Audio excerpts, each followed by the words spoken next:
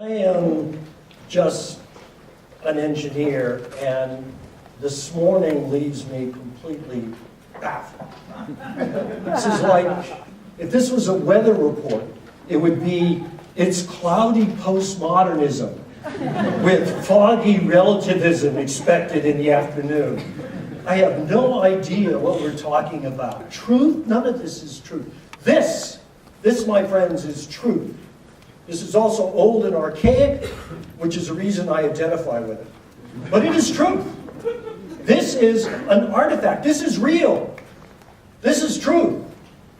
And all this language and utterance to the contrary, this is exactly what we mean when we talk about what is real and what is true. Fired up.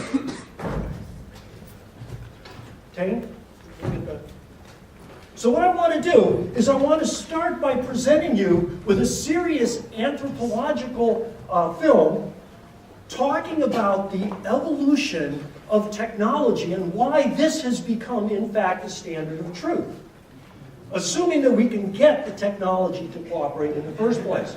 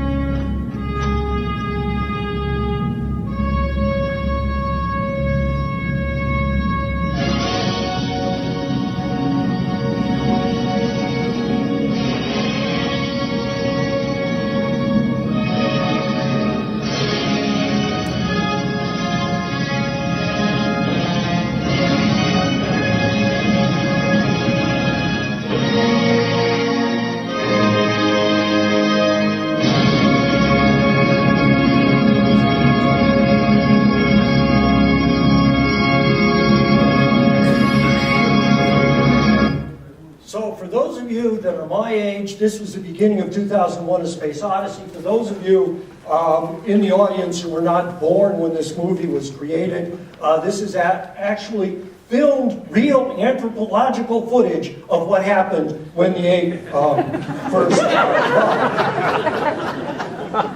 A couple of things I want to point out that are very critical about this particular movie and this particular shot. First, do not make out with strange monoliths. It never ends well. Second, you will notice that the first thing the ape created was a weapon. Remember that. Because there's a lot of optimism about what we dream. There's a lot of bunnies and daisies and Coca-Cola and Ronald Reagan and Morning for America. That is not the way the world works. Remember that, because it will be important. The third thing is, it makes one very fundamental and critical point about technology. This is not technology. You have been taught, because you have been brainwashed by people who believe in the Enlightenment, that in fact, there is the Cartesian you, and there is technology, and the two are different. Well, that's true, until you kiss the monolith. Notice what happened to that ape, right? Me holding a tool is just me holding a chunk of material and looking kind of stupid. But if I know this is a weapon, if I realize this is a weapon, if I know how to use it as a weapon, It is exactly the same to all appearances. I am exactly the same to all appearances, but I am a very different creature. That's a really critical point we tend to forget. And I'm different because I have bonded with the technology to create something that is different from the purely human and different from the technological robot. So I would like to present you with more artifacts from the past. The first glorious anniversary of the information purification. For the first time in all history, a garden of pure ideology, where each worker may bloom, secure from the pests of any contradictory reports. That force is more powerful a weapon than any fleet or army on earth. We are one people, with one will, one resolve, one cause. Our hands shall talk themselves to death, and we will credit them with their own confusion. We shall prevail. On January 24th, Apple Computer will introduce Macintosh. And you'll see why 1984 won't be like 1984. An observation about this one. How many of you use Macs? How many of you know in your hearts that you are cooler than Wintel people? Far cooler than Wintel people. And that Wintel people represent the proletariat of the coming world. Darn straight. Now, this is in spite of the fact that Apple is probably one of the most authoritarian organizations in the world and knows more about you than your mother ever did. Thank goodness for that. So why? This advertisement is a big piece of it. Now, what's interesting about that advertisement is the only mention of Apple comes at the very end. Let's roll the next one.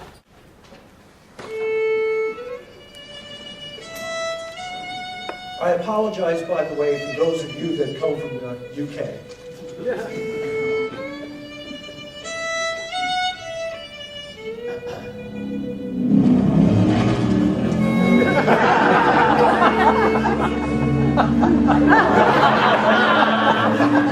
Here are a couple things America got right. Cars and freedom.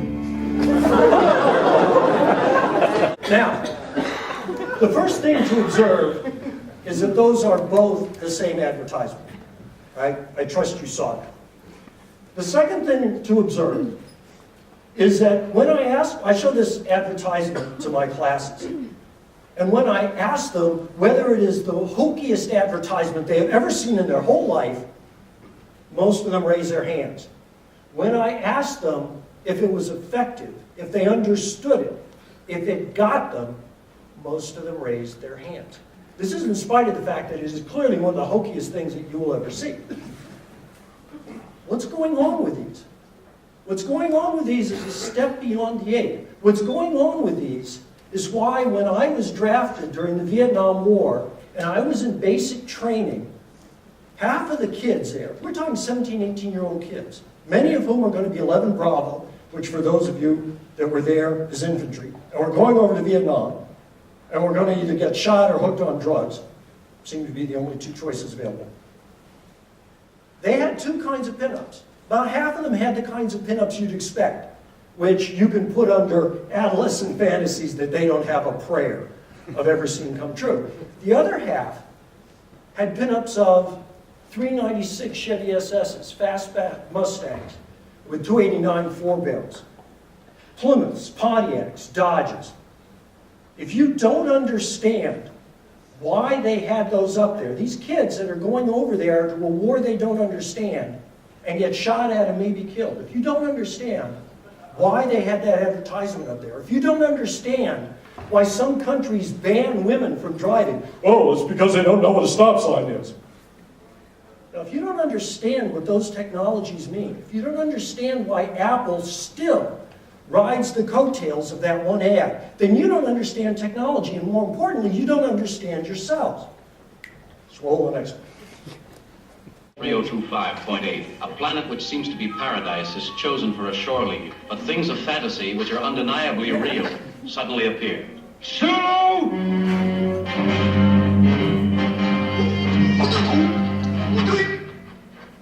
Enjoy yourself, Captain. It's an interesting planet. I believe you'll find it quite pleasant. You'll have no problems. I swear, I heard someone moving around. Don't talk like that.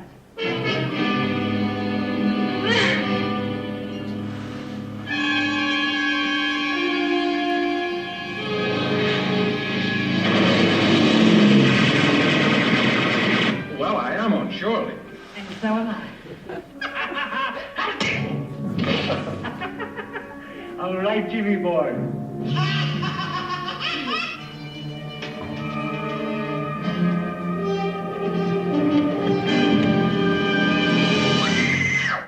And as we all know, Dr. McCoy has been dead ever since. This is interesting, right? This begins to take us to perhaps a little bit different environment. What this is, by the way, for those of you that weren't around during, this is called Star Trek, by the way, for those of you that didn't know. Captain Kirk was the original Star Trek. He subsequently turned into something very different. What this episode was about was an amusement park planet where you got on the planet and what you imagined came true. And of course, because they didn't realize it, they weren't quite careful with what they were imagining, and you got Japanese Zeros, you got samurais attacking you, you got Dr. McCoy being used for target practice by a medieval knight, etc., etc. And my point to you is, take a look outside this building when you go out there. And what you see, if you understand it, is a terraformed planet. What you see is a world that is increasingly created by and for our species. What you see is the world as design space.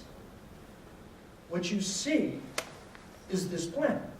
And it gets better because I am also doing the same thing to you. I am learning how to engineer every bit and piece of you to the point where I can use tools now to change your moral judgment in real time. Could I put those in a helmet? Could they be operative in certain kinds of situations? Maybe they could.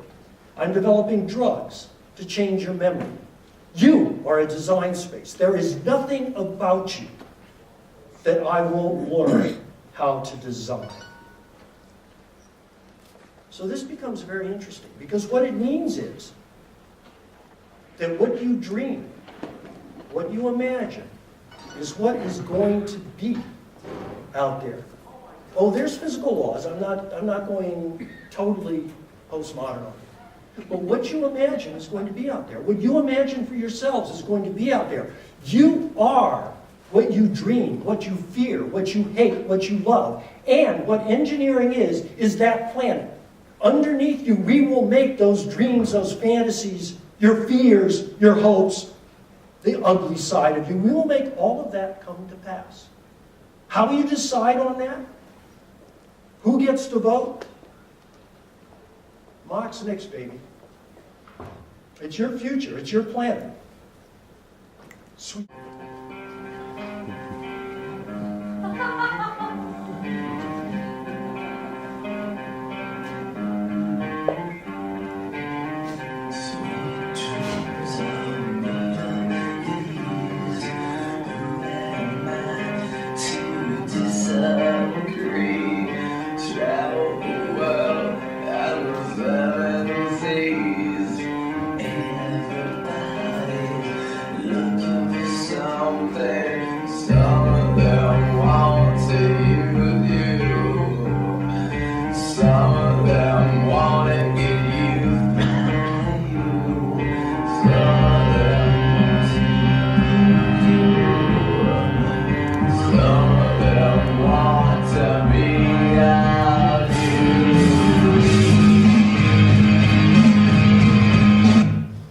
So, remember the ape.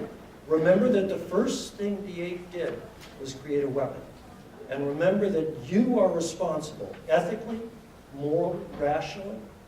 You are responsible for the world that you dream and that we create for you. And you are responsible for the human you dream and that we will create for you.